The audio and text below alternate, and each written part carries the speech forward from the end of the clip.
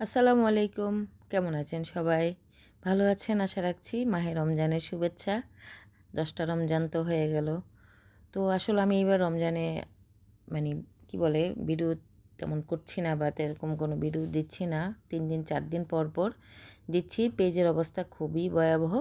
তো যাই হোক একটু না দিলে তো একদম পেজটা ডাউন তো হয়েই গেছে, আরও হয়ে যাবে। এর জন্য চেষ্টা করছি। যতটুকুই যাই পারতেছি, করতেছি। তো আপনারা যতটুকু সাপোর্ট করতেছেন আলহামদুলিল্লাহ।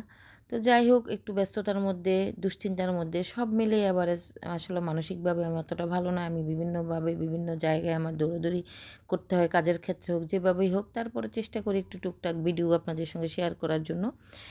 তো কি আর বলবো? বলার এখানে কোনো কি বলবো? যেহেতু রমজান মাস একটু অন্যরকমভাবে কাটানোর চেষ্টা করছি। জানি না কতটুকু পারতেছি বা পারবো। তারপরে যেমনভাবে আছি আলহামদুলিল্লাহ।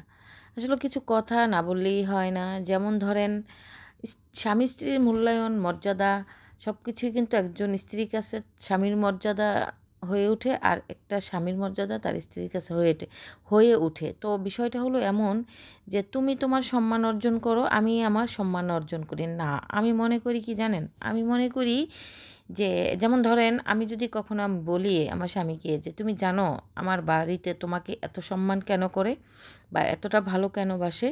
আমার স্বামী হয়তো বলতে পারে যে, "কেন ভালোবাসে? আমি অনেক কিছু নেই, আমি অনেক কিছু খুব আদর করি বা বাচ্চাদেরকে আদর করি, আমি অনেক যাই তোমাদের বাড়িতে, সবাইকে পছন্দ করি।" না, টাকা-পয়সায় কি সব কিছু হয়? অনেক কিছু টাকা খরচ করে। কই? টাকা খরচ কইরা এটা করে সেটা করে সম্মান কখনই আসবে না। একটা স্বামীর সম্মান একটা স্ত্রী তৈরি করে তার বাবার বাড়িতে, কারণ সেই সম্মানটা দেওয়ার জন্য সেই রাস্তাটা ওই স্ত্রীটা তার স্বামীর জন্যই তৈরি করে ফেলছে। এর জন্যই তার স্বামীকে তার বাবার বাড়ির মানুষ এতটা সম্মান করে। আর কখনো একটা স্ত্রী কেঁদে কেঁদে যদি বলে তোমার বাড়িতে আমাকে তারা সম্মান দেয় না, সম্মান দিয়ে কথা বলে না, আমার ভালো লাগে না, এই না সে না, তখন এটা কি হয় জানেন? এইটা হয় স্বামীটা কিন্তু তার বউয়ের স্থানটা ঐরকমভাবে ওই বাড়িতে শ্বশুরবাড়িতে মেয়েটার তুলে ধরতে পারে নাই। সেজন্য উনি হয়তো তার আত্মীয়স্বজন বা তার ভাই-বোন, মা-বাবার সঙ্গে যখন থাকে বউকে অবহেলা করে, ভালোভাবে কথা বলে না বা অপমান করে, তখনই তারা মনে করে, "আরে ও তো ওর বউকেই দাম দেয় না, আমি কি দাম দিব?" এর জন্য দেখা যায় অনেক পরিবারে অনেক বউদেরকে শ্বশুরবাড়ির মানুষ সম্মান দিতে জানে না বা বেয়াজ্জতি করে কথা বলে, সম্মান দেয় না। এটাই হলো দুনিয়ার রীতি।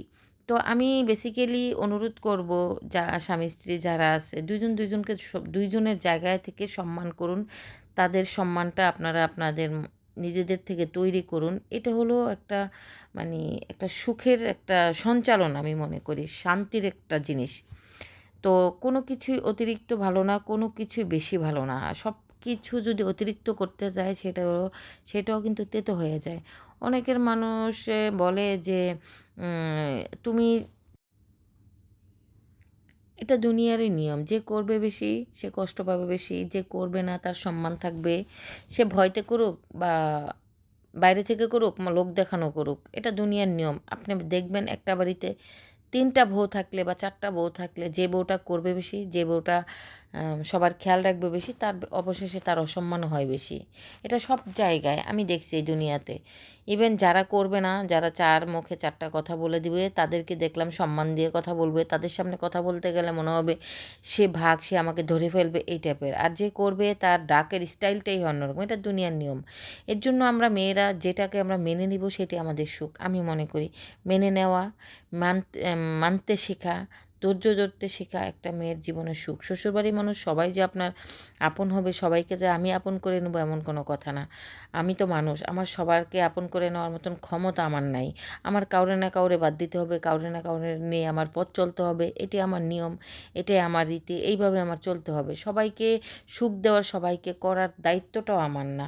তো আমি আমার মতন করে আছি, আমি আমার মতন করে থাকবো। এটাই মেনে নিয়ে সংসার জীবনটাকে যদি ভালো রাখতে চান তাহলে এইভাবেই চলতে থাকুন। ইনশাআল্লাহ নিজের স্বামীকে সুখ দেন, নিজের পরিবারকে সুখে রাখেন। যতটুকু পারেন করবেন, যতটুকু পারেন না করবেন না। সেটা হলো আপনার হাতে। তো টুকটাক কেন কথা বললাম রোজা রমজানের দিন জানি না।